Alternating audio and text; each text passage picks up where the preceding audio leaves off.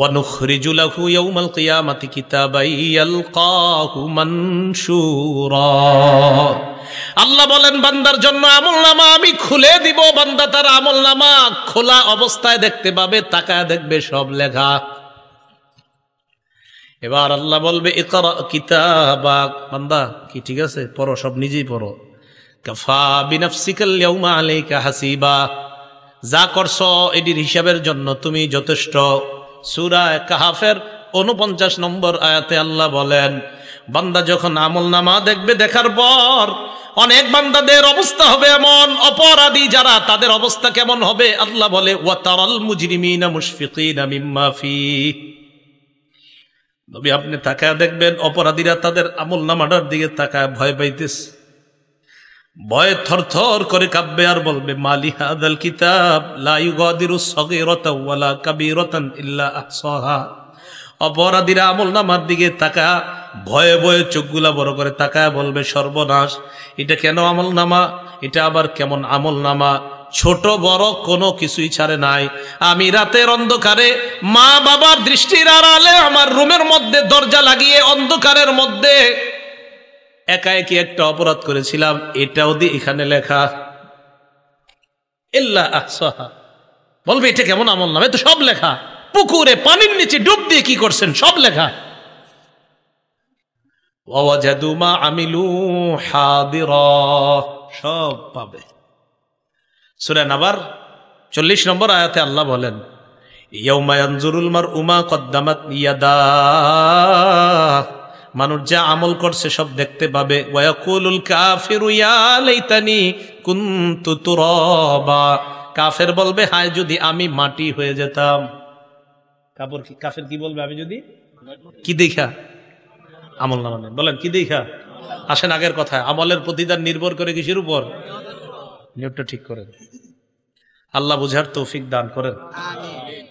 এখন আমলনামা অপরাধী দেখে এইভাবে কাঁপতে কাঁপতে থাকবে থরথর করে। যাক, শেষ হলো এই পর্ব, দ্বিতীয় সাক্ষীর পর্ব।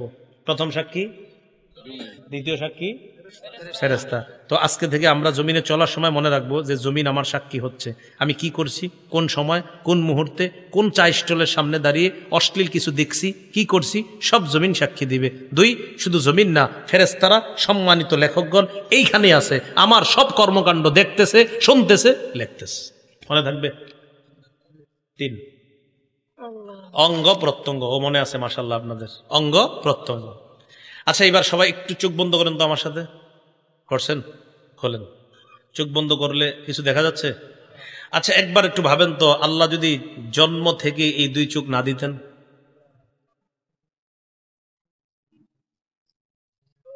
সূরা ইয়াসিনের 66-67 নম্বর আয়াতে আল্লাহ বলেন ওয়ালাউ নাশাউ লাতামাসনা আলা আ'য়ুনিহিম ফাস্তাবাকুস সিরাতা ফাআন্না ইউবসিরুন। আল্লাহ বলেন আমি যদি চাইতাম তাদেরকে আমি আল্লাহ তাদের আলো লোপ করে দিতে পারতাম, চোখের আলো লোপ করে দিতে পারতাম। চোখের আলো সরিয়ে দিয়ে আমি আল্লাহ যদি তাদের চোখগুলা চেহারার সাথে মিশিয়ে দিতাম, চলতে চাইলেও তারা চলতে পারতো না। একটু চিন্তা করে দেখো, তোমার এমন করলে কেমন হতো। এরপরের আয়াতে বলে ওয়ালাউ নাশাউ লামাসাখনাহুম আলা মাকানাতিহিম, আমি যদি তাদের অঙ্গগুলা বিকৃত করে দিতাম, আমি যদি তাদের চেহারা বিকৃত করে দিতাম, হাত পা অঙ্গহানি করে দিতাম। হাত যদি না থাকতো সুদের টাকা ধরতো না, পা যদি না থাকতো পা দিয়ে খারাপ কাজ করতে যাইতো না। আল্লাহ বলেন আমি এগুলা দিলাম, তো তুমি কি করতেছো এগুলা? আমি যদি না দিতাম কি করতা? ফামাস্তাতাউ মুদিয়া, সামনেও যেতে পারতা না, ওয়ালা ইয়ারজিউন, পিছেও আসতে পারতা না, কি করতা তুমি? এখন আল্লাহ বলেন এতগুলো আমি জিনিসগুলা দিলাম আর তুমি খারাপ কাজ করলা। সূরা ইয়াসিনের 65 নম্বর আয়াতে কি বলে দেখেন, আল্লাহ তাকে কিয়ামতের মাঠে জিজ্ঞাসা করবে, এই এটা করছো, এটা করছো? কয় না আল্লাহ করি নাই। বলবে আল্লাহ করো নাই? না।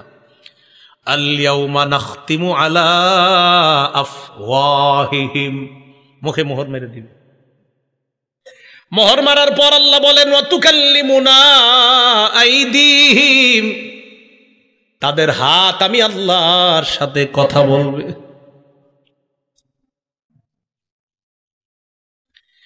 একটু চিন্তা করে দেখেন, হাত যদি আল্লাহকে বলে আল্লাহ এই হাত দিয়ে ঘুষের টাকা সুদের টাকা ধরছে,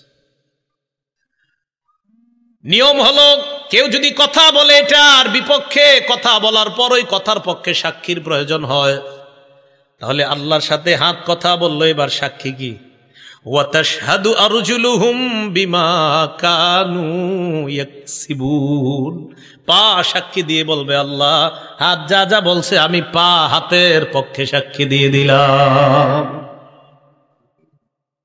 একটু চলেন না রাস্তা হাইটে, একটু ভাবেন না নিজেরে যে আমার চোখ যা করবে, আমার হাত যা করবে, আমার হাত আল্লাহরে বলবে। বলার পর এরকম হতে পারে যে বান্দা কইতে পারে আল্লাহ হাত বলছে, সাক্ষী কই? বান্দার তো মুখ বন্ধ, তো বান্দা বলতে পারে আল্লাহ আমার হাত বলছে, হাত যে বলছে এটা সাক্ষী কই? পা বলবে আমি সাক্ষী।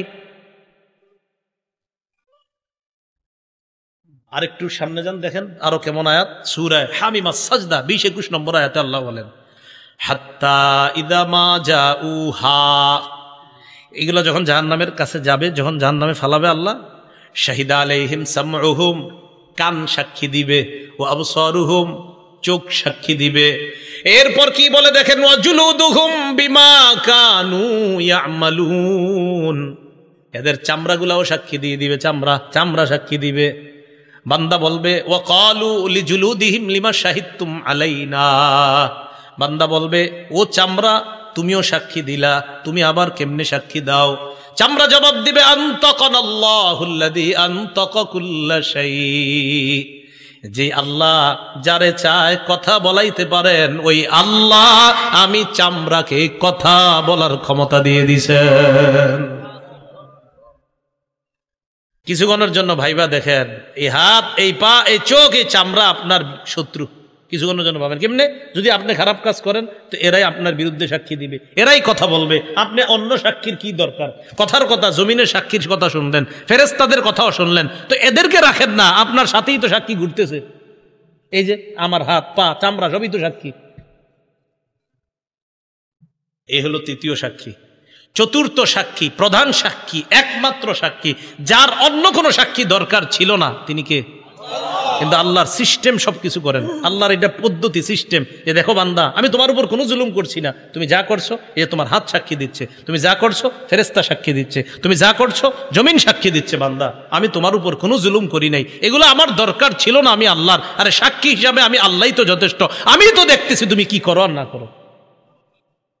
সূরা হামিম আস-সাজদা আল্লাহ বলছো আওয়ালাম ইয়াকফি বিরাব্বিকা আন্নাহু আলা কুল্লি শাইইন শাহীদ, তোমার এতটুকু কি যথেষ্ট না যে তোমার কর্মকাণ্ডের ব্যাপারে সবচেয়ে প্রধান সাক্ষী আল্লাহ? আর কি সাক্ষী তুমি চাও? আল্লাহ তো সব সময় তোমাকে পর্যবেক্ষণ করতেছে তুমি কি করো আর না করো, তো অন্যগুলো তুমি বাদ দাও। সূরা আলী ইমরানের 5 নম্বর আয়াতের অনুবাদটা বলবো, এই অনুবাদটা আপনারা ডেইলি কয়েকবার একজন আরেকজনকে বলবেন, নিজের বিবিরেও বলবেন, পরিবারের ছেলে মেয়েদেরকে কয়েকবার পারলে শোনাবেন। আয়াতটা পড়ি এরপরে অনুবাদটা বলবো। আল্লাহ বলেন ইন্নাল্লাহা লা ইয়াখফা আলাইহি শাইউন ফিল আরদি ওয়ালা ফিস সামা, বলেন আমার সাথে, নিশ্চয়ই আল্লাহর কাছে আসমান জমিনের কোনো কিছু গোপন থাকে না। সন্তান কলেজে যাইতেছে, বলে দিবেন বাবা আল্লাহর কাছে আসমান জমিনের কোনো কিছু গোপন থাকে না, গোপনে কিছু করো না। মেয়েটা যাইতেছে, বালেগা হয়ে গেছে, বাহিরে যাওয়ার সময় বলে দিবেন মা আমি বাবা আছি, তোমার মা আছে, হয়তো আমরা তোমার সামনে থাকি, তুমি কিছু করো না, হয়তো আমাদের অগোচরে তুমি কোনো অন্যায় করতে পারো, তবে একটা কথা মনে রাখো আল্লাহর কাছে আসমান জমিনের কোনো কিছু গোপন থাকে না, তুমি যা করবা ভালো করো এটাও আল্লাহর কাছে জানা আছে আল্লাহর, তুমি যদি খারাপ করো এটাও আল্লাহর জানা আছে, আল্লাহর কাছে কোনো কিছু গোপন না, তুমি যা যখন যেভাবে করো সব আল্লাহ জানে। এই আয়াতটা প্রতিদিন কয়েকবার একজন আরেকজনের শোনাইবেন অনুবাদটা, যে সূরা আলী ইমরানের 5 নম্বর আয়াতে আল্লাহ বলে দিয়েছেন নিশ্চয়ই আল্লাহর কাছে আসমান জমিনের কোনো কিছু গোপন না। আমার দিকে সবাই তাকান, একটু চোখের দিকে, এই চোখ সামনের দিকে তাকায় রয়েছে, মাঝে মাঝে আর চোখে অন্য কিছু দেখে, এরকম হয় না? আরে হয় কিনা, মনে করেন তাকায় রয়েছে কিন্তু আর চোখে কিছু দেখে ফেললাম, আবার চোখ সরাই ফেললাম। আল্লাহ বলে ইয়ালামু খাইনাতাল আয়ুন, এই বান্দা তুমি যে চোখের খেয়ানত করলা না, এই যে ঠুস করে কি একটা করলা, এটাও আমি জানি। তুমি কি করো? আরে তুমি করোটা কি? আল্লাহ আমাদেরকে বুঝার তৌফিক দান করেন। এখন আমার আমল নামা আমাকে দেওয়া হবে, সাক্ষীদের কাজ শেষ, এবার হয়তো ডান হাতে হতে পারে আমল নামা, না হয় বাম হাতে। আল্লাহ বামপন্থী থেকে এই মুহূর্তে আমাদের কারো নাম থাকলে আল্লাহ যেন কেটে দেয়। ডান হাতওয়ালা যাদের আমল নামা আল্লাহ ডান হাতে দিবে তাদের কাতারে আমাদের সবার নাম যেন আল্লাহ এখনই লিখে দেয়। সম্ভব না, সম্ভব না, এক মুহূর্ত জাহান্নামের আযাব সহ্য করা সম্ভব না। সূরা হাক্কর 19 থেকে 31 নম্বর আয়াতে আল্লাহ বলেন, ফাআম্মা মান উতিয়া কিতাবাহু বিয়ামিনিহি, আমল নামা ডান হাতে দেওয়া হবে যাদের একদল। তো দেওয়ার পর পরীক্ষার রেজাল্ট ভালো হইলে কি করেন? খুশিতে আরেকজনকে নিয়ে দেখান, আব্বা দেখেন এই সেই। আমল নামা ডান হাতে পাওয়ার পর সে দৌড়ে পরিচিত জনদের কাছে যাবে, যাওয়ার পর বলবে ফায়াকুলু হা উমকরাউ কিতাবিয়া, পরিচিত জনদেরকে বলবে যে দেখো আমল নামা আমার পেয়ে গেছি, একটু তোমরাও পড়া দেখো, আল্লাহ আমারে পাশের খাতায় নাম দিয়ে দিস, তোমরা একটু পড়া দেখো আমি পাশ, আমার ডান হাতে দিয়ে দিস। একটু চিন্তা করেন যে আল্লাহ যেন আমারে এটাই করে কিয়ামতের মাঠে, আমাদের সবাইরা যেন এটাই করে। তো এটা বলার পর ওই বান্দার আমলনামা ডান হাতে দিবে, দেওয়ার পর বান্দা বলবে ইন্নী জনান্তু আন্নী মুলাকিন হিসাবিয়া, জানো আমি বিশ্বাস করেছি দুনিয়াতে থাকতে যে আজকের এই হিসাবের মুখোমুখি আমার হতে হবে, এই বিশ্বাস আমার ছিল। আলহামদুলিল্লাহ হিসাব নেওয়ার পর আমার রব আমার ডান হাতে আমলনামা দিছে।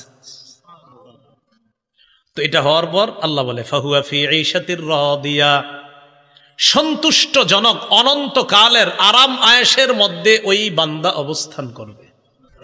ফি জান্নাতিন আলিয়া, উচ্চ জান্নাতের মধ্যে। কেমন জান্নাত? কুতুফুহা দানিয়া, এত সুন্দর বাগানের মধ্যে থাকবে যেই বাগানের ফল ওই জান্নাতি পারবে আর খাবে। আরে না না, পারাও তো একটা কষ্টের ব্যাপার। আমি কি জান্নাতে তারে কষ্ট করার জন্য দিছি না, আমার বান্দার ফল খাইতে মন চাবে, ফলটা তার মুখের কাছে চলে আসবে। এখন দেখেন কি কয় পরে, কুলু ওয়াশরাবু হানিআম বিমা আসলাফতুম ফিল আইয়ামিল খালিয়া।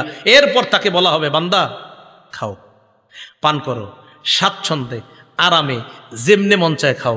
দুনিয়াতে কিছুদিন কষ্ট করেছিলা, রাতে শীতের রাত ল্যাপটা ফালায়া দেয়া মসজিদে ফজর পড়েছিলা, রাতে ঝড় বৃষ্টি হচ্ছে তুমি সবাই না গেল তুমি গিয়েছিলা, মসজিদে গিয়ে দেখছো শুধু ইমাম মুয়াজ্জিন আর দুই একজন আছে, মাশাল্লাহ তুমিও গিয়েছিলা বান্দা, একটু কষ্ট করেছিলা, 40 বছর 50 60 বছর হ্যাঁ কষ্ট করেছিলা তো করেছিলা, তো এখন তুমি গাছ থেকে পাইরা ফল খাবা মানি না, না তোমার যেভাবে যখন যেমনে মন চায়, শুধু মন চাইবে, আসতে দেরি হবে না। বাস তুমি ফেলে আসা জীবনে যা করেছো এর প্রতিদান আমি আল্লাহ তোমাকে দিয়ে দিলাম। এলো ডান হাতের আমল নামা। ও আম্মা মান উতিয়া কিতাবাহু বিশিমালিহি, সাক্ষীদের সাক্ষী নেওয়ার পর আরেক দল মানুষের আমল নামা বাম হাতে দেওয়া হবে। বাম হাতে দেওয়ার পর ওই বান্দা বলবে ইয়া লাইতানি লাম উতা কিতাবিয়া, হায় আমার আমল নামাটা যদি আমাকে দেওয়া না হতো। পরীক্ষায় ফেল করার পর অনেকে চিন্তা করে হায় যদি আমার এই পরীক্ষার রেজাল্টটা নাই জানতাম, আহারে এই পরীক্ষাটা যদি কোনো মতে বাদ হয়ে যেত, এটা পরীক্ষা দিছে ভালো হয় নাই, তো চিন্তা করে এটা যদি কোনো মতে বাদ হয়ে যেত, ঘোষণা করতো যে এই পরীক্ষা আবার দিতে হবে। কিয়ামতের ময়দানে বান্দা আমল নামা দেখবে, বাম হাতে দেখার পর বলবে ইয়া লাইতানি লাম উতা কিতাবিয়া, আমার আমল নামা যদি আমাকে দেওয়া না হতো। ওয়ালাম আদরি মা হিসাবিয়া, আমার হিসাবটা যদি আমি জানতে না পারতাম। ইয়া লাইতাহা কানাতিল কাদিয়া, হায় মরণ যদি আমার শেষ ফয়সালা হতো, মানে মরার পর যদি আমি মাটি হয়ে যেতাম আর যদি এখানে আসতে না হতো তাহলে তো সব হয়ে যেত, বেঁচে যেতাম। তখন কি বলবে জানেন? মা আগনা আন্নি মালিয়া, আমার কত টাকা পয়সা ছিল কোনো কাজে আসলো না। হালাকা আন্নি সুলতানিয়া, আমার কথায় মানুষ উঠতো বসতো, এটাও কাজে আসলো না, চলে গেল। আল্লাহ বলবেন খুজু, ফেরেশতাদেরকে বলবেন ধরো এটা, ফাগুল্লু, এটারে বেরি পড়াও।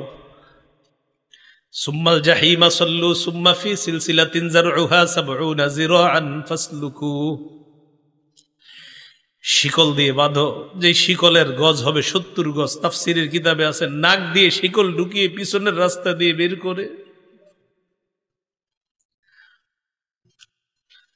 পুরাটা শরীরের মধ্যে পেঁচায়া এই ব্যক্তিকে এইভাবে ধাক্কা মেরে জাহান্নামে ফেলে দেওয়া।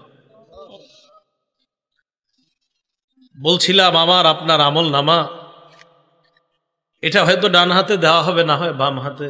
তাই আমল আমরা দুনিয়াতে যারা করছি মুসলমান, আমাদের আমলগুলো যেন শুদ্ধ হয়, আর আমলের নিয়তটাও যেন শুদ্ধ হয়। 1 টাকা দান করি, সেটাও শুদ্ধ নিয়তে দান করব। 1 লক্ষ টাকা, সেটাও পরিশুদ্ধ নিয়তে দান করব। 1 কোটি টাকা, এটাও শুদ্ধ নিয়তে দান করব, কাউকে দেখানোর জন্য না। সহিহ বুখারীর বর্ণনায় আসছে 2118 নম্বর হাদিস, আম্মা জান আয়েশা সিদ্দিকা রাদিয়াল্লাহু তাআলা আনহার বর্ণনা। তিনি বলেন, ইয়াগজু জাইশুনিল কাবা, নবীজি সাল্লাল্লাহু আলাইহি সাল্লাম বলেছেন, এক জামানায় একদল মানুষ কাবা ধ্বংস করার উদ্দেশ্যে রওনা করবে। নাউজুবিল্লাহ। ইউখসাফু বিআউয়ালিহিম ওয়া আখিরিহিম, তাদের পূর্বাপর সামনের পিছনের সব মানুষগুলারে ধ্বংস করে দেওয়া হবে, গজবাইশা ধ্বংস করে দিবে। আম্মা জান আয়েশা বলেন, আমি বললাম, ইয়া রাসূলুল্লাহ, ফিহিম আসওয়াকুহুম ওয়া লাইসা মিনহুম, এদের মাঝে এমনও মানুষ আছে যারা তাদের বাজারের পণ্য সামগ্রী ইত্যাদি নিয়ে যাচ্ছে, আবার যারা তাদের অন্তর্ভুক্ত না। মনে করেন 100 জন রওনা করছে, এর মধ্যে 50 জন কাবা ধ্বংসের নিয়ত, আর 50 জন ভালো মানুষও তো থাকতে পারে হুজুর। নবীজি বললেন, আয়েশা, সবাইরই ধ্বংস করবে আল্লাহ, সবাইরই, ভালোগুলাও ধ্বংস হবে। তারপর এখানে নিয়ত কাদের ছিল ভালো, কারা কাবা ধ্বংসের নিয়তে গিয়েছে আর কারা ভালো নিয়ত ছিল এখানে, এটা তো আল্লাহ জানেন। ওই নিয়ত অনুযায়ী কিয়ামতের মাঠে তাদেরকে ফলাফল দিয়ে জান্নাত দেওয়া হবে। কথা মনে থাকবে তো? তাহলে নিয়তের উপর আমলের প্রতিদান নির্ভর করে। সহিহ বুখারীর বর্ণনা 123 নম্বর হাদিস, রাসূলুল্লাহ সাল্লাল্লাহু আলাইহি সাল্লাম বলেন, মান কাতালা লিতাকুনা কালিমাতুল্লাহি হিয়াল উলিয়া ফাহুয়া ফি সাবিলিল্লাহ, এক ব্যক্তি আল্লাহর রাস্তায় লড়াই করে, এক ব্যক্তি আল্লাহর রাস্তায় লড়াই করে। তো আল্লাহর রাস্তায় যিনি লড়াই করতেছে, উনি কোন নিয়তে আল্লাহর রাস্তায় লড়াই করতেছে এটা জানে কে? তো কোনো ব্যক্তি যদি আল্লাহর রাস্তায় এই নিয়তে লড়াই করে, আল্লাহর কালিমা এটা যেন পৃথিবীর মধ্যে বিজয় লাভ করে, ইসলাম যেন বিজয় হয়ে যায়, এই নিয়তে যদি লড়াই করে, তাহলে সে প্রকৃত আল্লাহর রাস্তার মুজাহিদ বলে গণ্য হবে। কেন বলেন তো? নিয়ত পরিশুদ্ধ। বলেন নিয়ত পরিশুদ্ধ। এজন্য মনে রাখতে হবে, রাসূল সাল্লাল্লাহু আলাইহি সাল্লাম বলেছেন, রুব্বা কাতিলিন ফি সাফাইনে আ'লামু বিনিয়াতিহি আল্লাহু আ'লামু বিনিয়াতিহি। যুদ্ধের ময়দানে সারিবদ্ধ 2 কাতারের মধ্যে মুজাহিদরা দাঁড়িয়ে আছে, কত মুজাহিদরা শহীদ হচ্ছে, এরা প্রকৃত শহীদ কিনা এটা আল্লাহ জানেন। কারণ কোন নিয়তে শহীদ হয়েছে এটা জানেন আল্লাহ। যদি বীরত্ব দেখানোর নিয়তে শহীদ হয়ে থাকে তাহলে তো নিয়ত খারাপ, যদি বাহবা পাওয়ার আশায় শহীদ হয়ে থাকে তাহলে তো নিয়ত খারাপ। হ্যাঁ, আল্লাহর দিন দুনিয়াতে বিজয় হোক, এই নিয়তে যারা শহীদ হয় তারাই তো প্রকৃত শহীদ। তাহলে কি বুঝলাম? শাহাদাত নামক এবাদত, নামাজ নামক এবাদত, আল্লাহর দিন পৃথিবীতে বিজয় হবে এই এবাদত, রোজা নামক এবাদত, হজ নামক এবাদত, যাকাত নামক এবাদত, সদকা নামক এবাদত, আমাদের ছোটখাটো এবাদত, সব এবাদত, সব আমলের আগে কি শুদ্ধ হইতে হবে? আল্লাহ আমাদের সকলকে পরিশুদ্ধ নিয়তের সাথে যেন আমলগুলা করতে পারি, আল্লাহ তৌফিক দান করবেন। হযরত মুনাজাত করবেন ইনশাআল্লাহ, আখেরি মুনাজাত, আমরা মুনাজাতে অংশগ্রহণ করব। একজন একটা প্রশ্ন দিয়েছেন, প্রশ্নটা কোনো মাদ্রাসার আলেমকে গিয়ে করবেন। হ্যাঁ, যিনি দিয়েছেন কোনো মাদ্রাসার আলেমকে করবেন, প্রশ্ন উত্তর দিয়েন না, ইউটিউবাররা আছে না, ঝামেলা লাগাই, প্রশ্ন দিবেন না, প্রশ্ন মাদ্রাসায় গিয়ে করবেন। একজনে লেখছেন একটা জিনিস, ওইটা সঠিক না, একজন একটা জিনিস লেখছেন আর কি, এটা বলা সঠিক না। যিনি লেখছেন বাস আপনি জেনে নিয়ে না, আপনি অন্যদেরকে জানাই দিবেন, এটা বলা সঠিক না, যেটা লেখছেন আর কি বাস। আবার আরেকজনে দেখেন না, কিন্তু আমি নিয়ে নিলাম, যেটা লেখছেন এখানে এটা সঠিক না, যে বিষয়টা ওনারা বলে দিবেন, অনেকে জানে না তো এই জন্য বলে ফেলে, তো এটা সঠিক না, এই বিষয়টা এখানে সঠিক না, এটা বলাও ঠিক না, এটা করাও ঠিক না, এটা সঠিক না, এই বিষয়টা না। তো যিনি জানার জন্য দিয়েছেন, নিশ্চয়ই আপনি কোথাও দেখছেন এটা বলে, বাস তাদেরকে জানিয়ে দিন, ভাই কথাটা সঠিক না, ঠিক আছে না? ইনশাল্লাহ আমরা কোনো ফেতনায় যাব না। তো ঠিক আছে, হুজুর ইনশাল্লাহ দোয়া করবে। দোয়ার পরে আমাকে বলছে এটা ঘোষণা দেওয়ার জন্য, ওই আপনার আমি যেই পদ্ধতিতে বয়ান করি ওই পদ্ধতিতেই বয়ানগুলা লিপিবদ্ধ করা হয়েছে, প্রায় 8-9 খণ্ড হয়ে গেছে, এর মধ্যে 3 খণ্ড ছেপে গেছে। তো 2 খণ্ড মানে দ্বিতীয় আর তৃতীয় খণ্ড প্রকাশনী থেকে এরা মনে নিয়ে এসেছে, মনে হয় সামান্য কয়েকটা আছে, 10-12টা হয়তো আছে বা কম বেশি হতে পারে, আপনাদের কারো লাগলে নিয়ে নিতে পারেন। দ্বিতীয় খণ্ডে সুদ সম্পর্কে, হালাল হারাম সম্পর্কে, আর তৃতীয় খণ্ডটা হলো স্বামী স্ত্রীর একদম দাম্পত্য জীবন, পূর্ণ অধিকার, যে কোরআন হাদিস সম্বলিত একজন স্ত্রী স্বামীর কাছে কতটা অধিকার পাওনা আর একজন স্বামী তার স্ত্রীর কাছে কতগুলো অধিকার পাওনা, এই বিষয়ে এখানে একদম বিস্তারিত কোরআন হাদিসের আলোকে আলেমরাও নিতে পারেন, সাধারণ যারা আপনারাও নিতে পারেন, আর কারো যদি হাদিস মুখস্থ করার নিয়ত থাকে আপনারাও নিতে পারেন ইনশাআল্লাহ। আল্লাহ তৌফিক দান করেন। হুজুর মুনাজাত করবেন ইনশাআল্লাহ, এরপর আমরা উঠবো। জি, আসসালামু আলাইকুম ওয়া রাহমাতুল্লাহ।